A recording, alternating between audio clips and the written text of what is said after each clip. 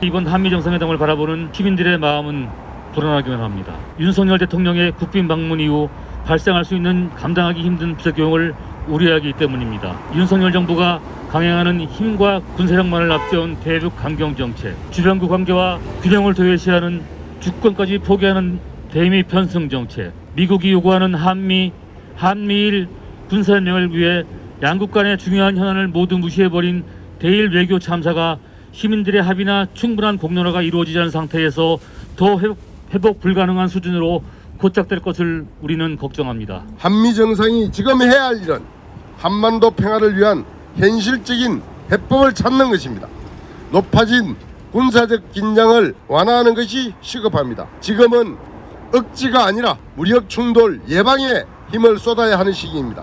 우리는 윤석열 대통령에게 전쟁을 불사할 권한을 위임한 바 없습니다. 무력 충돌의 위기를 높이고 모두를 위험에 빠뜨릴 한국과 미국 사이의 그 어떤 합의도 동의할 수 없습니다. 우리는 평화를 원합니다.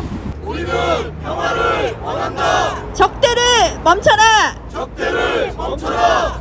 대통령 취임 이래 끊임없이 이어지는 대북 한미연합훈련, 한미일연합군사훈련 등은 전략자산이 동원된 실기동 훈련으로 진행되고 있어 전쟁 위기에 대한 우려의 목소리가 높아지고 있는 상황에서 양안 문제와 우크라이나 전쟁에 대한 무기 지원과 개입 가능성을 언급하는 것은 현 정부의 한반도 평화관리 전략의 부재와 무능을 극명하게 보여주고 있으며, 우리는 이미 여러 정황으로 한미일 동맹이 미국을 정점으로 하고 일본을 동북아의 중심으로 한국을 그 하위의 파트너로 참여시키는 구조임을 확인하고 있습니다. 윤 정부가 일본의 군국주의 침략에 대하여 면죄부를 안겨주고 안보와 경제, 글로벌 아젠다를 협력하는 파트너로 신분세탁을 해준 것은 한미일 동맹의 편입을 위한 행보입니다. 윤 정부에 경고합니다. 대한민국은 주권국가입니다. 우리에게 동맹이 득이 되는지